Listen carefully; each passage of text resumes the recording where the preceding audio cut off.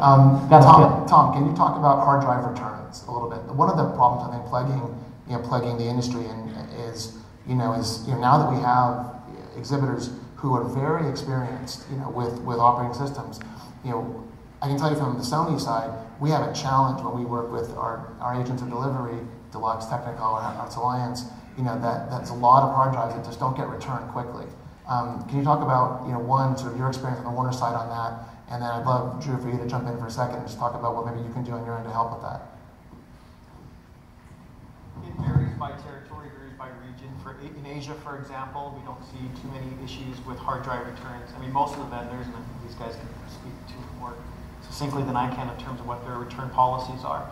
But in terms of, usually it's around 90 days, and there's pretty good compliance with a lot of the exhibitors. I think we've had some issues in Europe, but and those conversations are being had by our groups with the exhibitors and with the other parties directly. But for the most part, from Warner Brothers' perspective, it's an issue, but it's not an issue that can't be overcome. I think it's much a cultural thing as anything, Scott. I hate to say that, but within Europe, we operate across the different territories. There's a slightly more relaxed mentality in Southern Europe about lots of things, and that goes with fraternity drives and payment schedules and lots of stuff. So, we just have to be vigilant about it, kind of remind people what their duties are to the contract, and I hope for the most part that Odeon, UCI, Cineza in Spain, we're keeping within the parameters of that pretty well.